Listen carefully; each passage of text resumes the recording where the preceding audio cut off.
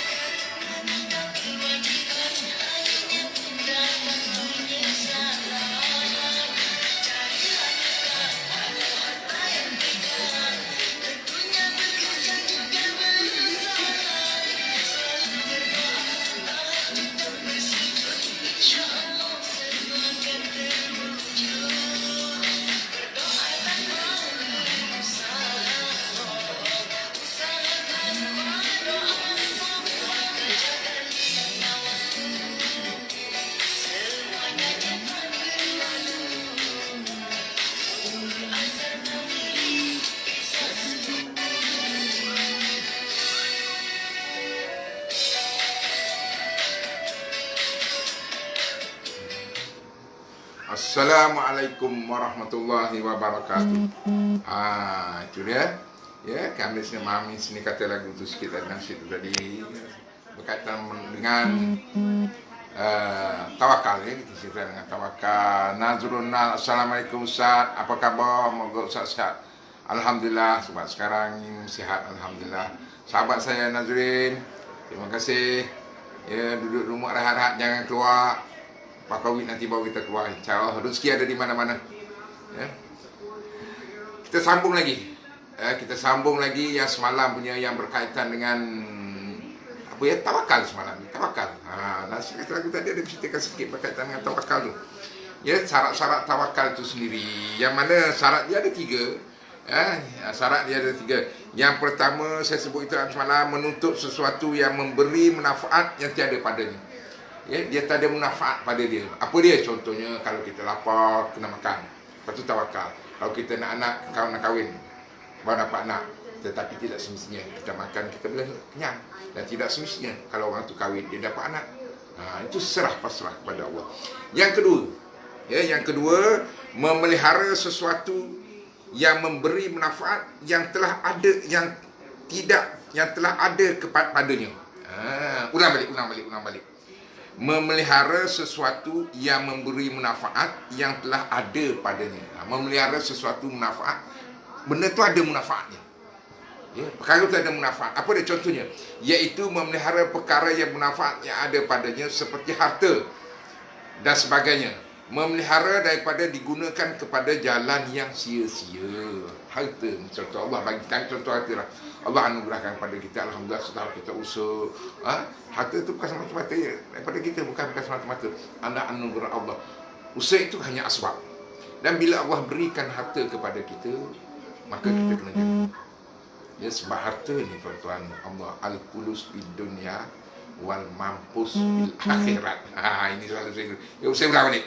Al fulus fid dunya wal mampus bil akhirat. Ya. Dan harta ini, Masya Allah, tabarakallah, dia akan menjadi rebutan pada manusia. Manusia akan sanggup berbunuh-bunuh demi harta. Dan harta ini Allah akan tanya dua penjuara. Yang pertama, Allah tanya, mana kita dapat? Satu. Yang kedua, macam mana kita habiskan harta itu tadi. Sebab ada orang dapat harta dengan cara yang halal, dihabiskan dengan cara yang halal. Alhamdulillah, macam sahabat saya Nazrin tadi, dia cari harta cara halal, dia agihkan dengan cara yang halal. Terima kasih Nazrin. Ya. Yang kedua, ada orang dapat cara harta yang halal tapi dihabiskan dengan cara yang haram, kelambingnya, berjudinya dan sebagainya. Yang ketiga, dia dapat harta yang haram, dia habis dengan cara yang halal. Ini macam Robin Hood tadi. Dia rompak sana, rompak sini, dia habis dengan cara yang halal. Yang ketiga, ini lagi parah, dapat dengan cara yang haram, dia habiskan dengan cara yang haram. Masya Allah.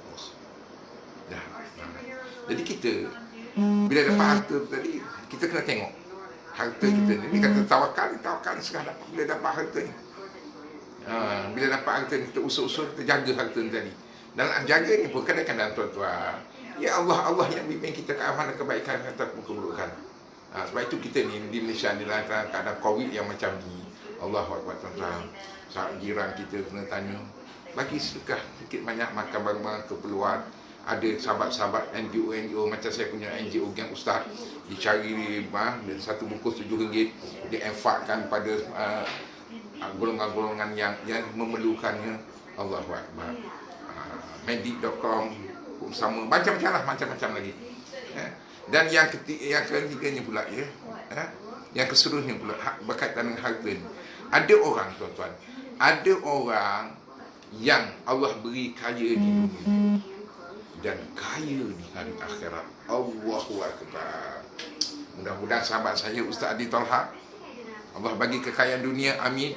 Dan akhirat Allah bagi kekayaan. Jangan lupa saya dunia dan akhirat.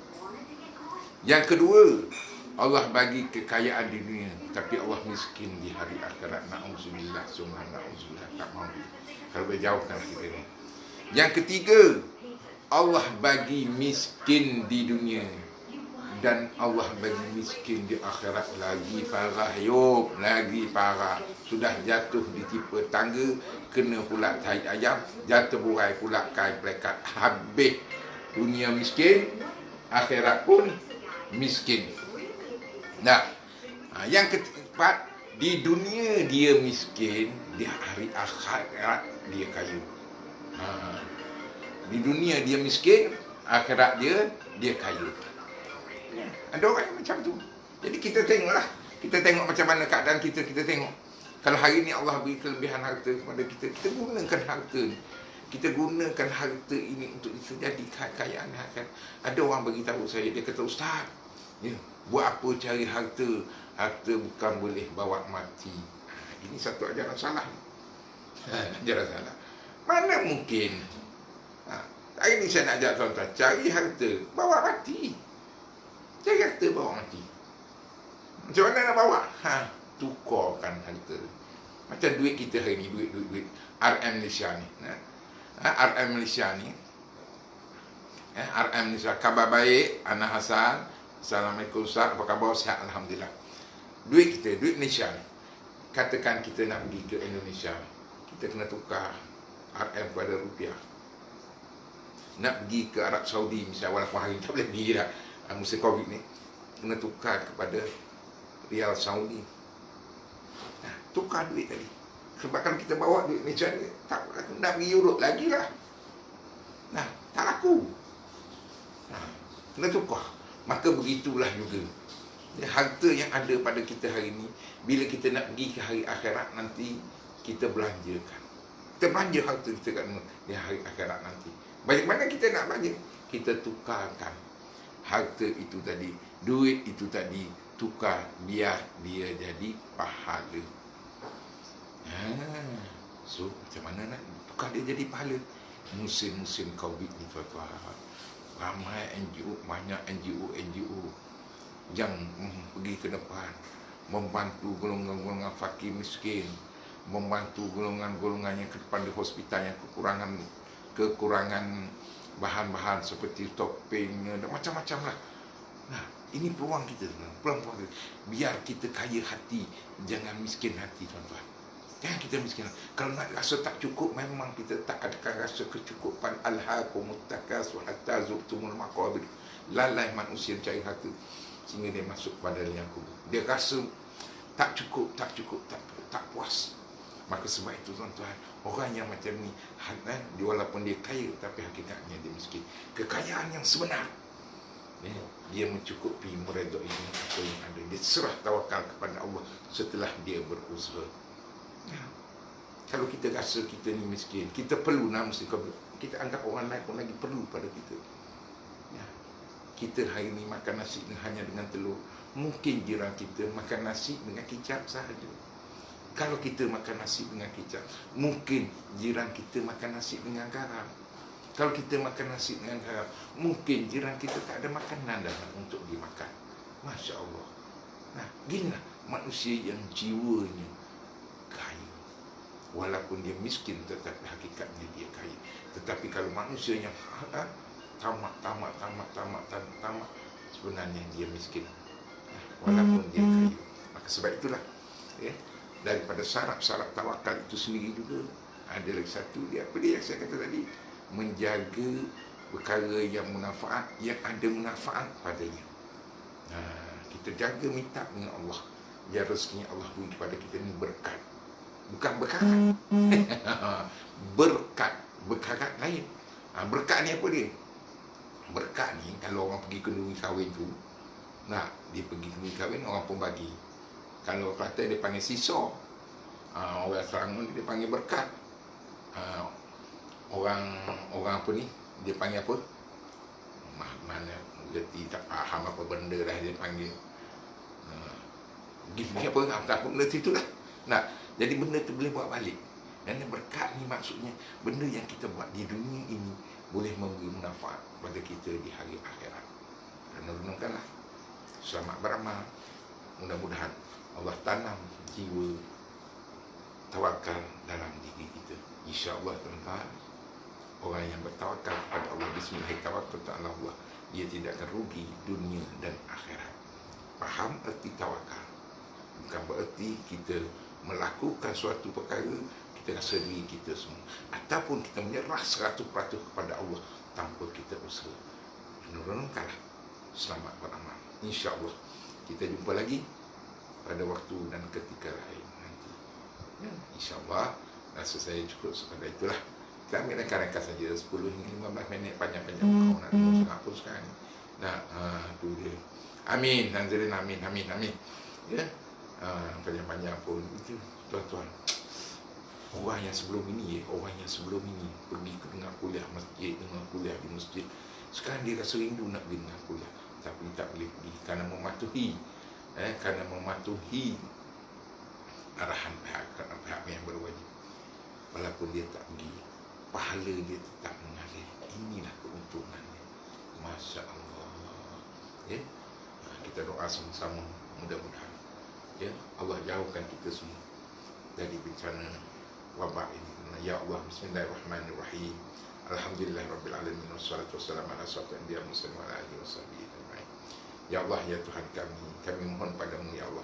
Allah yang mempunyai segala langit dan bumi, Allah yang tenang tidur, mengantuk pun tidak, Allah yang mempunyai segala-galanya kudrat dan iradat yang datang daripada-Mu ya Allah.